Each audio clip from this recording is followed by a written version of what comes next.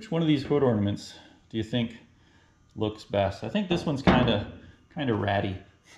So I think I'm actually leaning towards the peace symbol because it kind of matches the rest of the silver accents on the front end as well. So I think we're gonna go with that.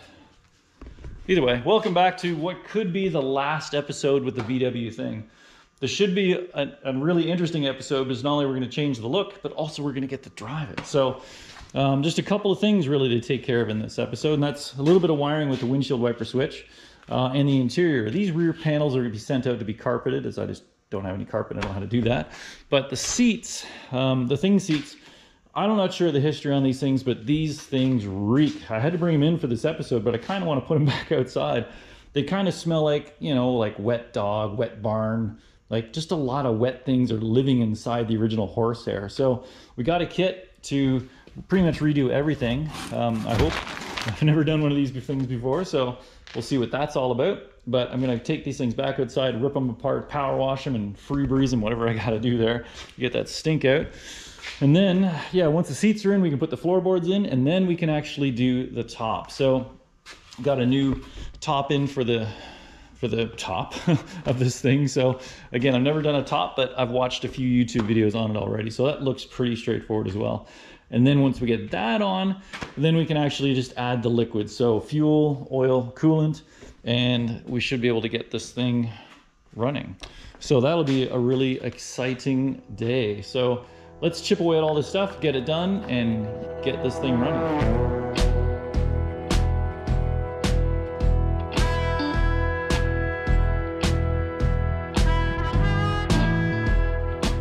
So the smell is actually pretty good. It's gone now. It just smells like rusty metal. So I think this is just slightly rusty, but I'm probably just, I don't want to sandblast springs, right? I've never had good luck with sandblasting springs. They always come back weaker, you know? So probably clean this up, definitely blow it off, maybe power wash it, let it dry. I don't know, maybe. But the back part, so this is the driver's seat. And whenever you're sitting in it, you kind of got like a passenger side lean, like you're leaning over that way. But now I know why, because the springs here are all busted. And the frame is actually twisted like that. So I think I'm going to rebend the frame, fix these broken brackets in here. Fortunately, I've got some good examples of how it should be on that side, so I can repair this side. And then put it back where it should be. Yeah, that should all be clipped into there, I think. And then I can look at the other seat too if I can't figure this one out. But definitely, I think I'm gonna clean these up, fix it, and then paint them, and then we'll put the fabric on there. All right, so the bases are actually in pretty good shape, other than the hole in the passenger side seat foam. I guess I've been eaten out by something. But this was the back to the driver's side. And like we said, we already know this one was messed up, but this is the back to the passenger side. This thing is really messed up. This thing looks like it's been dropped on its top a few times or something. There's a whole bunch of broken stuff in here. So I think I can probably bend it up and repair it. And then this is the parts that really smell. So I guess something was living in the backs of these things, because they just had little holes in the bottom for the mice to get up and in there. So these things are definitely going to go out to be blasted. So let's repair these, get them out for blasted, and then we'll start reassembling. All right, so I think it's time to fire it up. I'm kind of freaked out, but like Dan said, it's already got some miles on it. It's no big deal. All we did was unplug it and plug it back in, right? Technically, everything should be fine.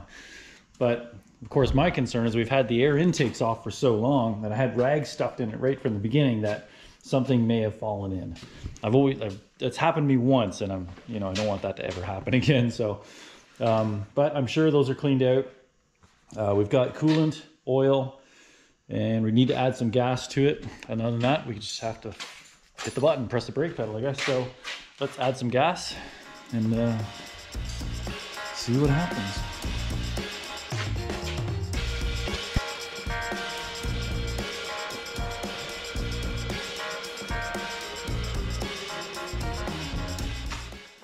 So can you like cycle the key on and off? Yeah, if you don't.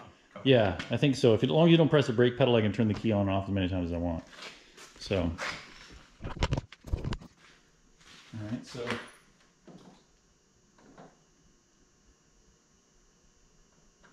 Oh, why does it unlock? Oh shit. We did this last time too. What's that? It's telling me the lock sensor is out of it.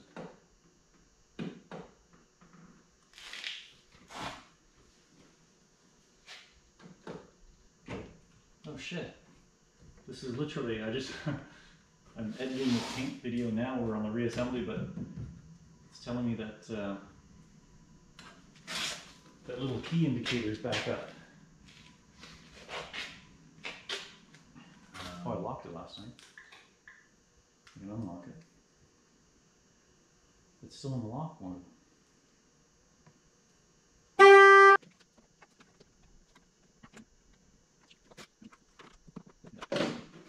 Fuck!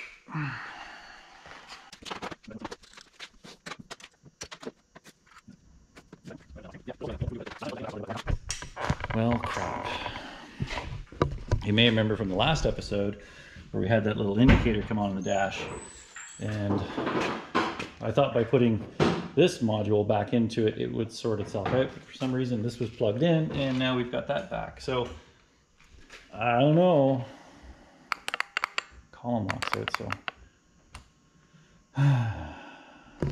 Drama.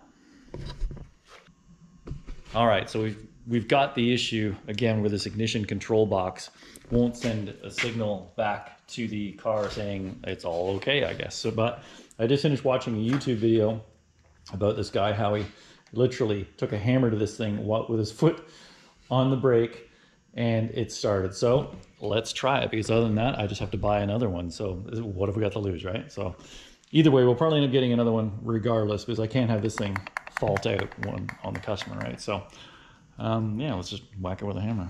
All right, so attach that there. Plug this box back in.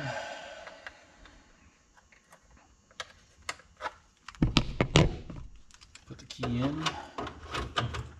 The key is in. Oh yeah, I need a hammer. So we're gonna press the brake pedal. Oh no. Get it first. Need a bigger hammer? Apparently. Alright, well, obviously whacking this thing with a hammer is not working, because it's still telling me that.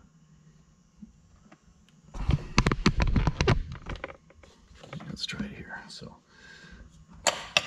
I'm whacking. Just gotta whack it harder. Obviously hitting this thing with a hammer ain't doing it, so crap. I guess I gotta find another one. Well, that's a bit of an anticlimactic ending to this segment. Drama. But soon, as soon as I click my fingers, I'll have another one. So let's just edit this part out. All right, good morning. So last night I reached out to the R35 Parts Toronto group on Instagram there, and they had a whole other steering column for me. I wanted just the lock assembly, but it came with that. So if you ever need any parts, reach out to those guys. They're great. So this box is currently unlocked, and after reading a whole bunch of online forums last night about this issue, I didn't even realize this box was recalled.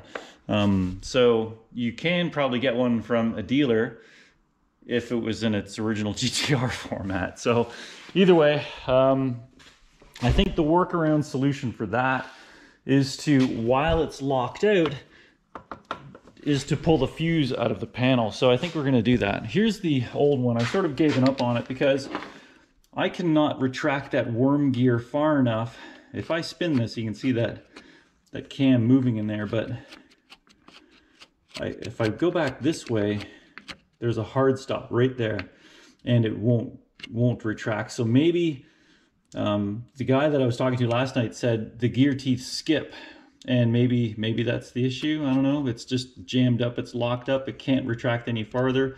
The gear tooth starts to skip. So maybe that's why it's always going to be complicated. Maybe there's a workaround. I could, you know, break this open, pull that cam back, push those 2 switches back, and maybe that would be it. I don't know.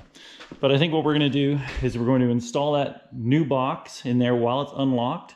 And before I actually power up, I'm going to pull the fuse out of this panel for the steering lock there. So, and then we just won't supply power to it. And the conditions will be met with the 2 safety switches off. So, and then we'll never have a problem in the future. So let's get that box off of that thing. It's just those 2 security safety breakaway bolts, whatever. They were really easy to take off on the other one, so not a big deal. Let's pull that off, get it installed, pull the fuse, and get back to where we were yesterday. Drama. Fuse is out. This thing is retracted. Yeah, wait till the battery's hooked up, and then we'll hit the button and see what happens. All right, so if it does turn on, we're still waiting for the fuel pump to cycle. And all right, well, whatever. Let's hit it. Oh, nothing. Oh, AC. Okay, we're good. We're good. Let's go to on. All right, good. Yes.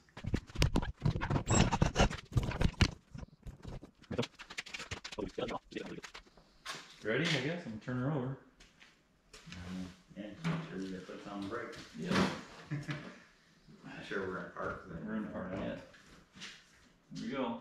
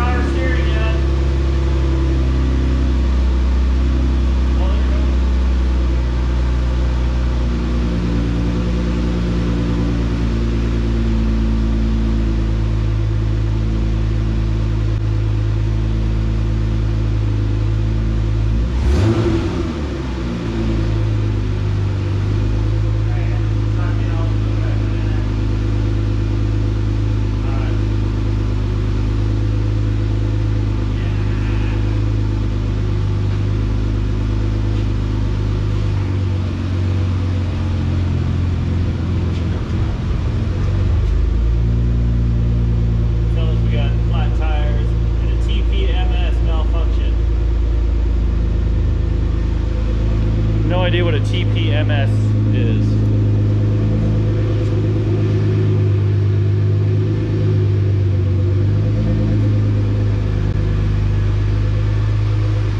I guess technically the car is trying to learn too right now. It's like, what the hell is going on?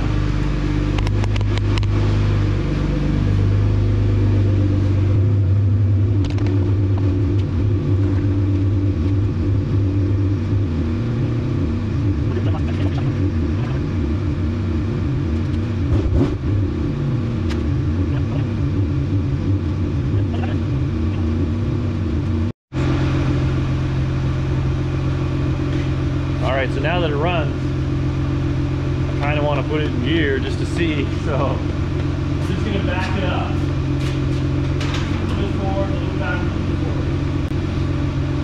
You'll see.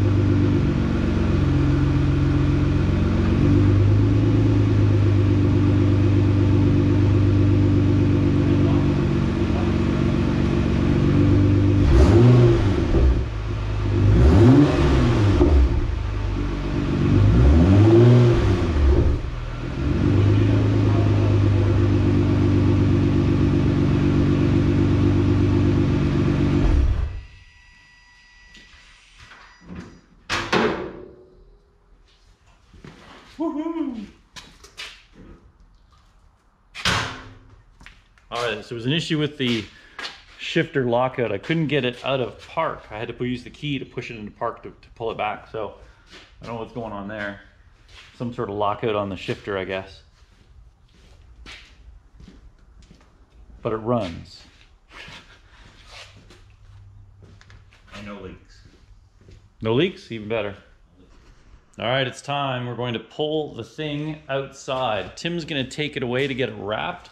So while we're waiting for the seats to come back, let's get this thing wrapped. This will be our first time pulling it outside. So yeah, let's just take it nice and slow.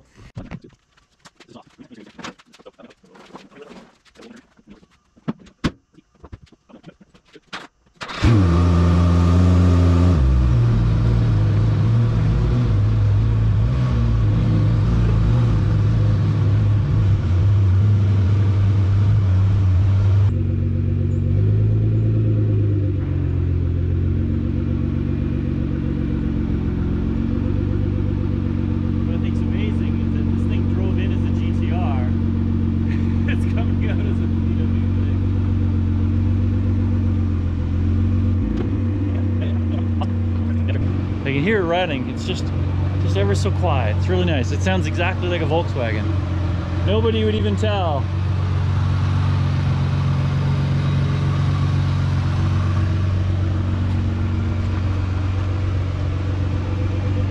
Oh yeah, total sleeper.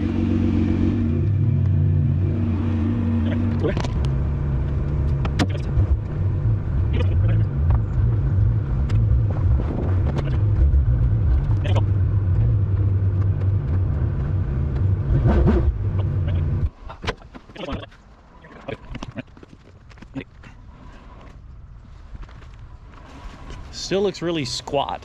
I still think it looks like one of those old Group B rally cars, you know, like those Audi Quattros with how short it is, four-wheel drive and twin turbo.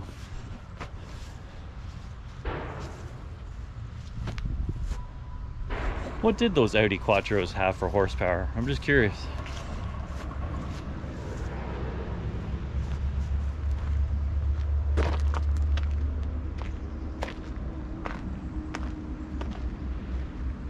All right, well, I'm pretty stoked with that.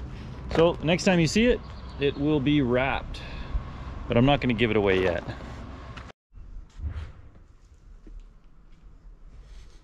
Wow. I knew Tim was going to have it wrapped like a zebra, but I had no idea it was going to look this awesome. This is cool. I really like the way it breaks it up.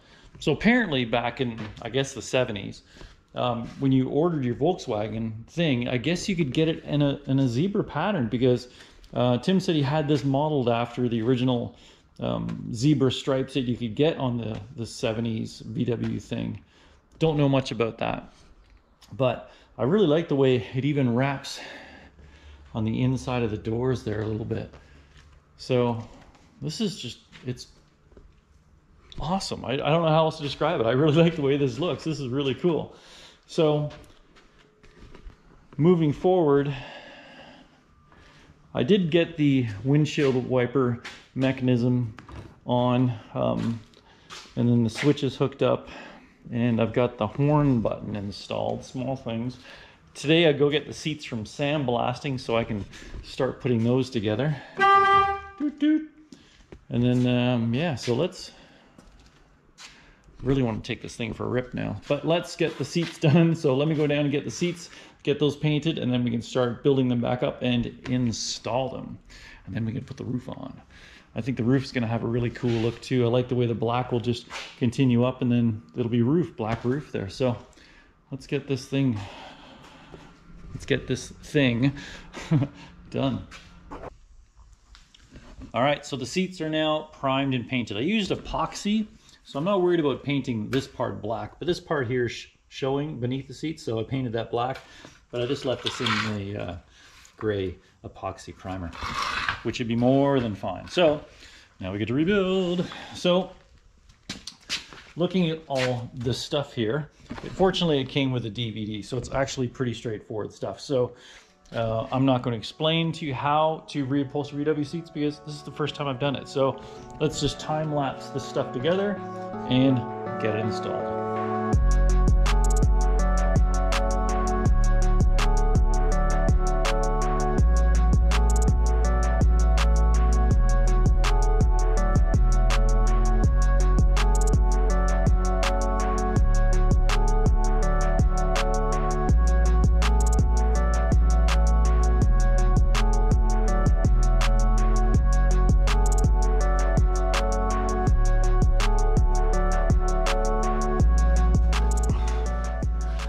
not gonna lie, that was rough.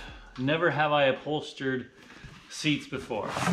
They're pretty smooth. I'm sure after a couple of days of sitting there after being folded in a box, they'll level out a little bit. So either way, tomorrow we get these things installed in the car finally.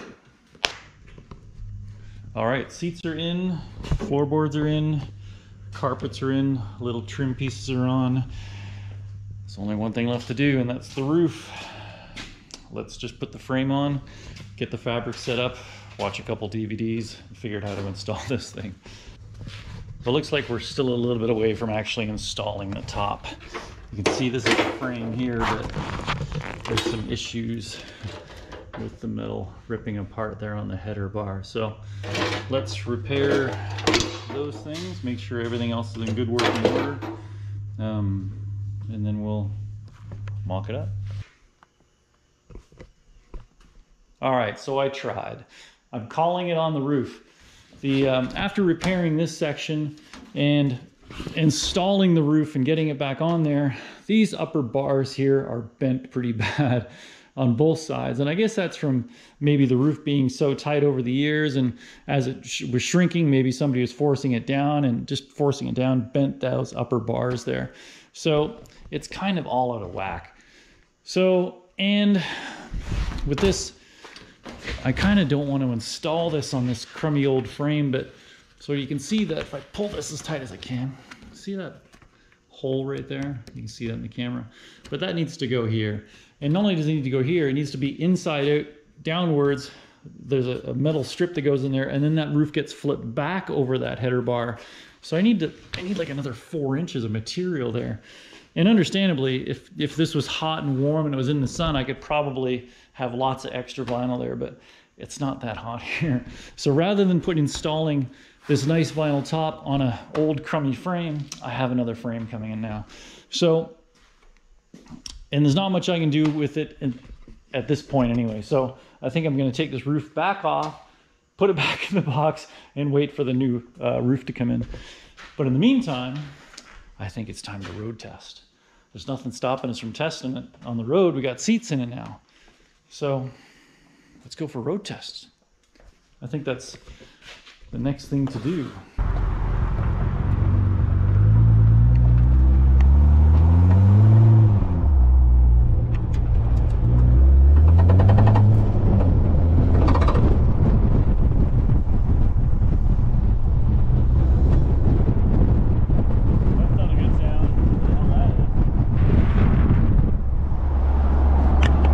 So already we got a funny noise coming from the front end. I'm gonna slow down here.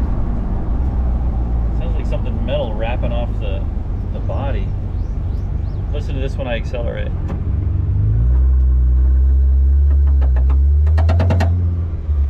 Hear that? It's not good. What the heck could be flopping around in there? Yeah, I'll pull over here and just take a look at it. I don't see anything. Like, nothing's attached to the wheel, the drive shaft, the hub, or the brake. I just stick my head under this thing to the top. All right, so I can only hear that noise when I'm on it. Right there. It's definitely on the outside of the car. Something's flapping around hitting the bodywork, maybe the fender. I don't know. If I just cruise, like I don't have my foot on the gas, it's completely fine. So just looking for a turnaround point here. Next driveway, we'll do U-turn, head back, and see what the heck's going on under there. The car is very smooth, though. It's kind of sounding like a U-joint now. It only happens when it's under load or when I turn the wheel left or right. Might be something going on with that U-joint. Oh, there it is. Hear that?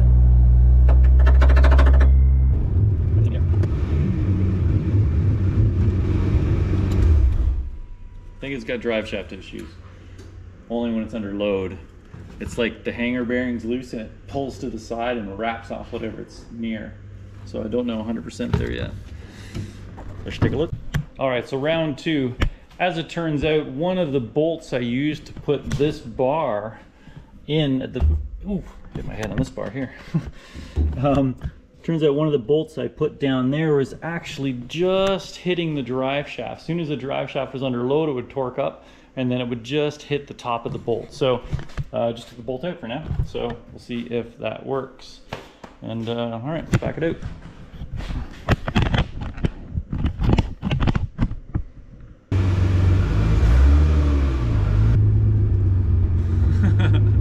All right, back in a bit. Keep your phone on.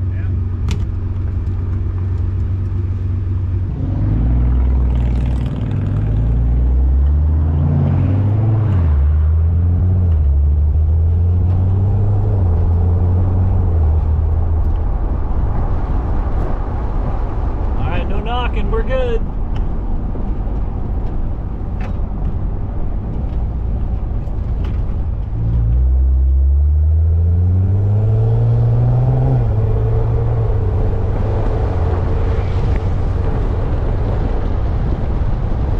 God damn, this thing's got a lot of pickup.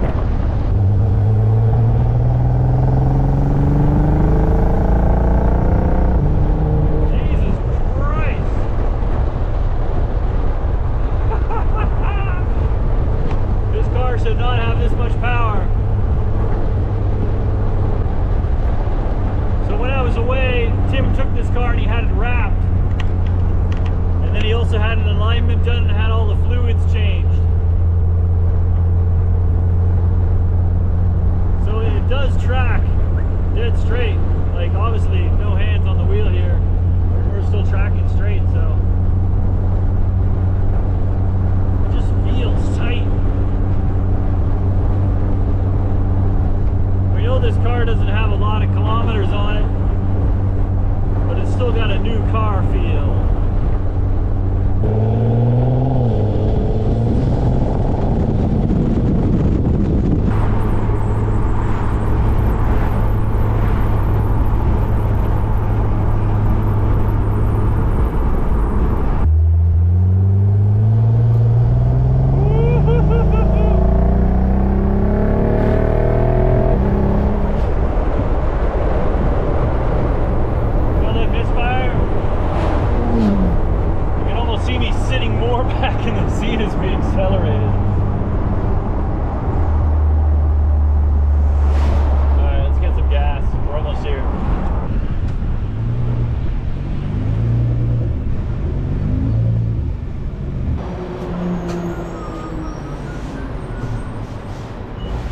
Alright, so that wasn't cheap, but that's what premium fuel is these days, I guess. Also had to get a couple of green ones while we're here. The best flavor. And starting sequence. Alright, that's a good sign.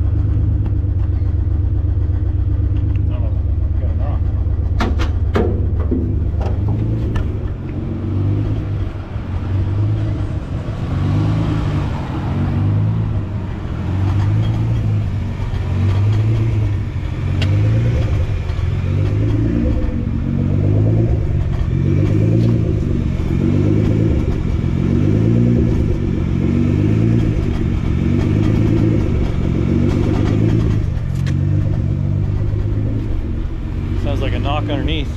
I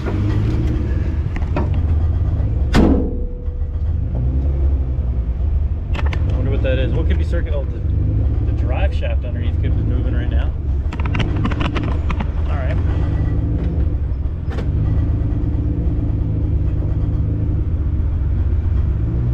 I feel like it needs new plugs. So we had to have a custom drive shaft made because we shortened the wheelbase. So I guess we modified both drive shafts. And then we couldn't get the original one shortened. So I had to have a custom drive shaft made, and I made an adapter flange to go from the Nissan transmission to a regular style U-joint. So these are the things I'm thinking about. Did I Loctite them? Did I put lock washes in there? And of course that engine drive shaft is spinning to the transmission full time. So now I'm thinking that knock that we heard just now is probably, when the engine's running, it's spinning that drive shaft. I just want to double check and make sure tight.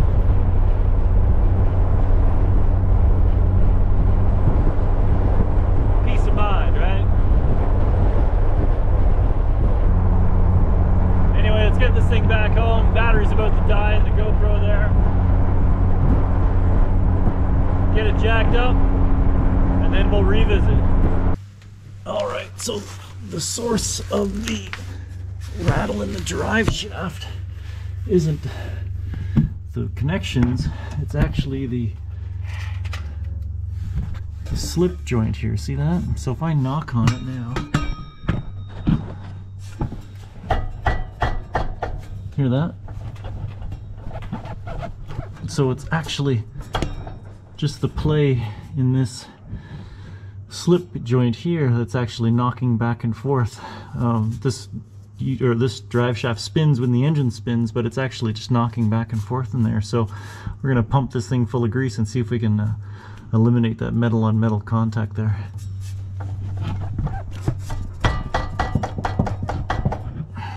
It's there, but it's very faint. Oh, there it is.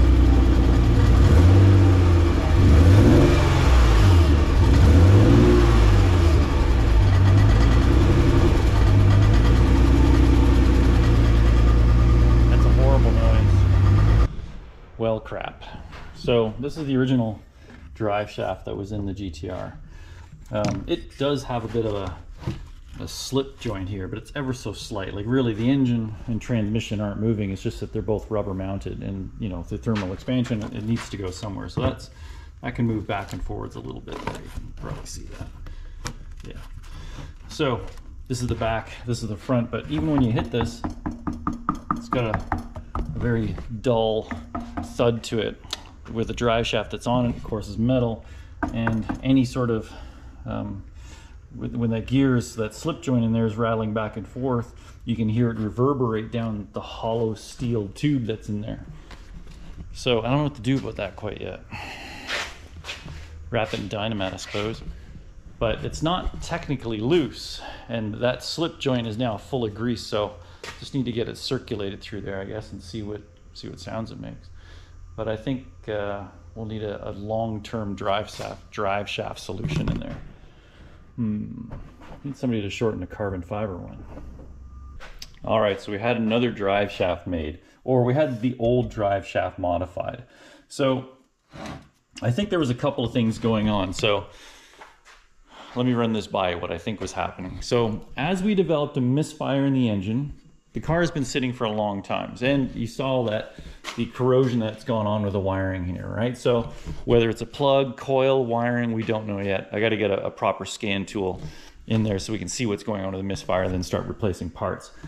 Anyway, I think as the misfire was happening, because that drive shaft runs at the same time as the engine speed to the tranny in the back, what was happening is it creating a bit of a shudder on the spline in here. And the tube was actually creating maybe a sound that the knock sensor in the engine could pick up. And then they just kept bouncing off of one another. And then the harmonic resonance we're hearing was this, the tube, the actual hollow tube. So talking with Adam at Driveline there, super smart guy, totally use him. I'm using him from now on. We modified the drive shaft to sound more like that one. So not only did we change the U-joints, we also changed this spline. So this spline before only had like a 2-inch spline of engagement. Now it's much longer. So there should be a little bit less, I can't do this with one finger, but you know, wobble in there. So that's a lot stronger. And it's got this like this blue plastic coating on there. So it's not technically a metal on metal contact, but also he filled the shaft full of foam. So it's not nearly as tinny as the old one was. So hopefully that'll settle some of that noise down. So let's get this installed. I've got the battery disconnected right now, so we'll reset everything again.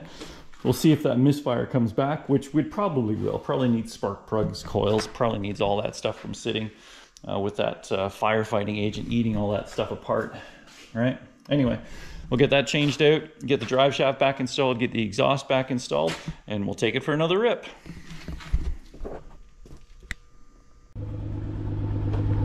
I used to wear pit vipers and they were cool, and then everybody started getting them, so I don't wear them anymore. I went out and bought a pair of gold-plated Versace's. These things are like modern day Elvis glasses. Gotta look good on road tests.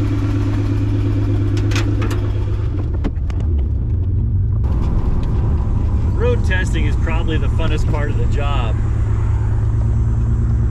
but I actually like building them more than I do driving them. Oh yeah, that misfire's still there.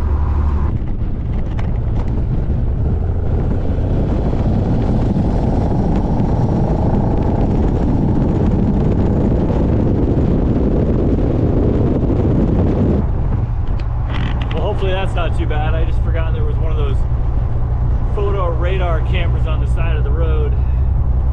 Sorry, Tim.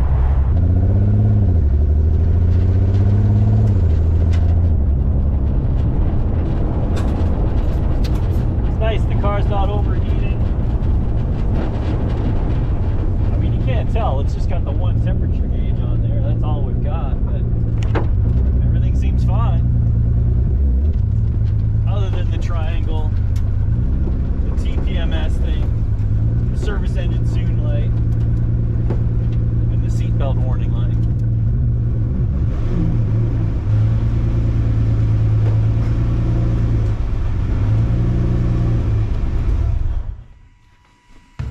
All right, so I think that's good. So the misfire's there. Can't get rid of that for now, but the drive shaft isn't resonating as much as it was before, so that foam inside there really helped, I think. So now, next Friday, we've got an appointment to get it out to the GTR guy, so we can look at the engine, and hopefully before then we get the new roof assembly in. So, yeah, let's get that roof on, I guess, and then we can get this thing tuned up, and then we can take it for a proper rip.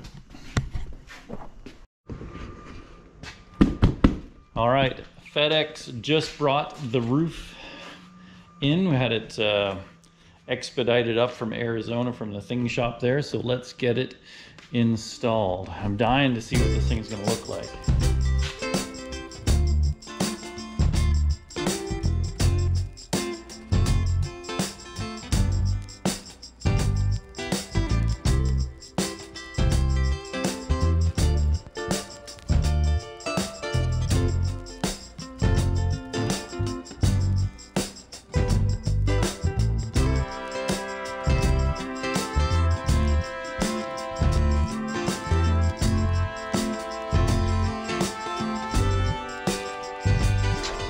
While I've been standing back in the shop admiring the roof and just checking it out, I noticed something. It's kind of funny. So you stand back here, you can see just above the passenger side header there, like right there, you can see two little lumps in there. Guess what those lumps are? I think there's two pieces of popcorn stuck underneath of the vinyl right there. I hate this stuff. Of course, my own fault for not checking, but why would it be in there? Anyway, let's get that out.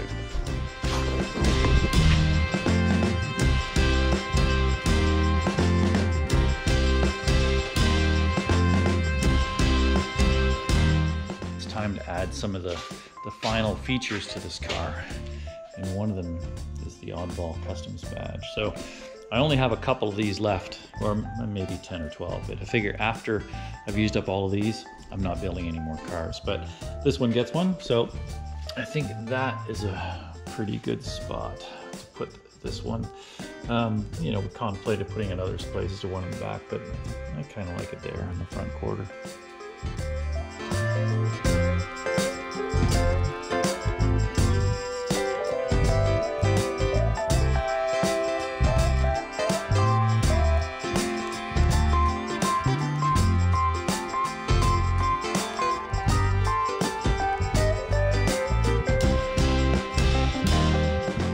I like the way those badges look. I like the gray tone and the black and white. It looks good. So the brackets are on, and that's pretty much it for us. Now the car goes out to the garage to be tuned because, as we know, it's still got a misfire. And then we can really give it a proper test drive. And maybe they can even solve some of the all the engine codes that are popping up on the dash there. So this car was built for a gentleman named Tim. And he's known online as the Happy Hippie. And if you've ever seen him, you know he's always wearing tie-dye stuff around. This car is very black and white. So I felt as though I had to bring some of the Happy Hippie element into this car. So you see those globes in the back? I was casting those while we were building the car, just in the evenings, and here they are here. So they're just, what kind of plastic are these things, Dan? Resin. Just, this is the same type of resin they use in tabletops, right? Yep. Yeah. So I cast these resin domes, and I filled them with white paint. It was just white paint, right? Dye. Oh, it was dye, yeah, that's right.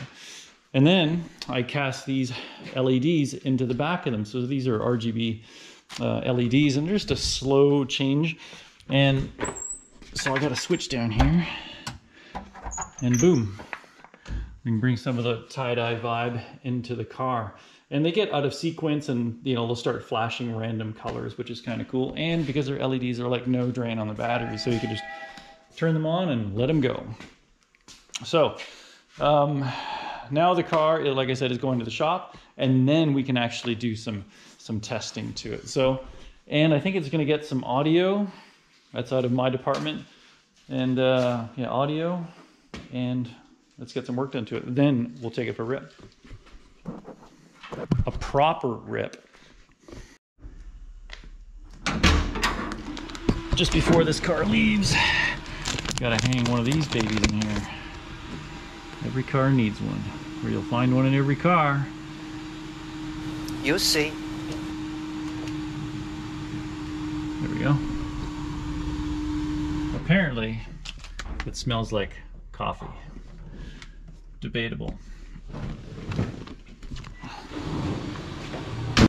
All right, it's time. Let's go take care of that misfire. And anything else they find.